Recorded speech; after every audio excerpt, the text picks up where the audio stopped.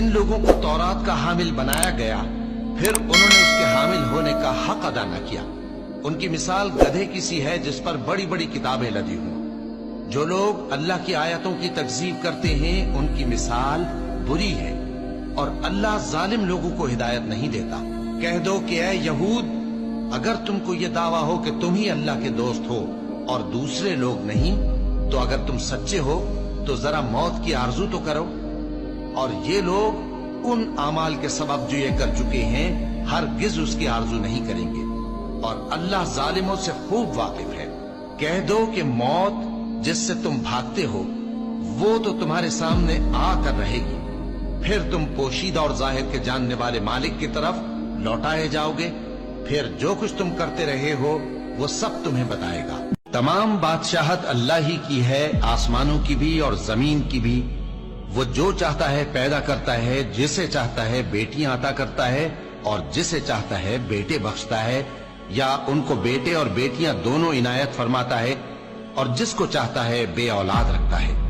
वो तो जानने वाला है, कुदरत वाला है, और किसी आदमी के लिए मुमकिन नहीं कि अल्लाह उससे बात करे मगर वही के जरिए या पर्दे के पीछे से, या कोई फरिश्ता भेज दे तो वो अल्लाह के हुक्म से जो अल्लाह चाहे इल्का करे। बेशक वो बुलंद बरतर है, हिकमत वाला है। और इसी तरह हमने अपने हुक्म से तुम्हारी तरफ रूहुल कुदस के जरिए से कुरान भेजा है। तुम न तो किताब को जानते थे और न ईमान को, लेकिन हमने इसको नूर बनाया है कि इससे हम अपने बंदों में से जिसको चाहते हैं हिदायत करते हैं। और बेशक ए नबी, तुम सीधा रास्ता दिखाते हो, यानी उस अल्लाह का रास्ता जो आसमानों और जमीन की सब चीजों का मालिक है। देखो, सब काम अल्लाह की तरफ रुजू होंगे और वही उनमें फैसला करेगा। खड़खड़ाने वाली क्या है, और तुम क्या जानो कि खड़खड़ाने वाली क्या है? वो क़यामत है जिस दिन लोग ऐसे होंगे जैसे बिखरे हुए परवाने, और पहाड़ ऐसे हो जाएंगे जैसे धुनकी हुई रंग बरंगी ऊन। अब जिसके आमाल के वजन भारी निकलेंगे वो दिल पसंद ऐश में होगा, और जिसके वजन हल्के निकलेंगे उसका ठिकाना हाविया है। और तुम क्या समझे कि हाविया क्या चीज है? वो दहकती हुई आग है। बेटा, नमाज की पाबंदी रखना और लोगों को अच्छे कामों के करने का मशवरा देते रहना, बुरी बातों से मना करते रहना, और जो मुसीबत तुझ पर वाक़े हो उस पर सब्र करना। बेशक ये बड़ी हिम्मत के काम हैं।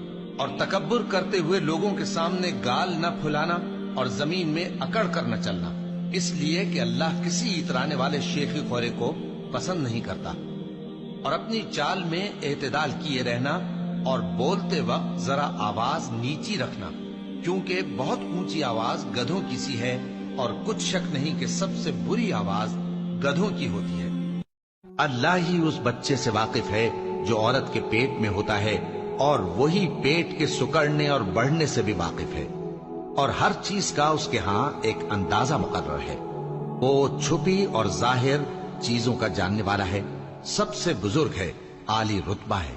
कोई तुम में से चुपके से बात कहे या पुकार कर, या रात को कहीं छुप जाए या दिन की रोशनी में खुल्लम खुल्ला चले फिरे, अल्लाह के नजदीक बराबर है।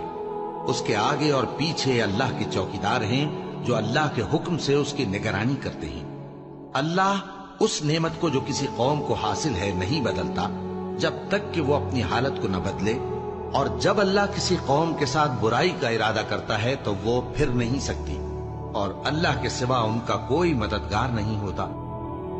नाप और तोल में कमी करने वालों के लिए खराबी है। जो लोगों से नाप कर लें तो पूरा लें, और जब उनको नाप कर या तोल कर दें तो कम दें। क्या ये लोग ये नहीं ख्याल करते कि उठाए भी जाएंगे? यानी एक बड़े सख्त दिन में, जिस दिन तमाम लोग रब्बुल आलमीन के सामने खड़े होंगे।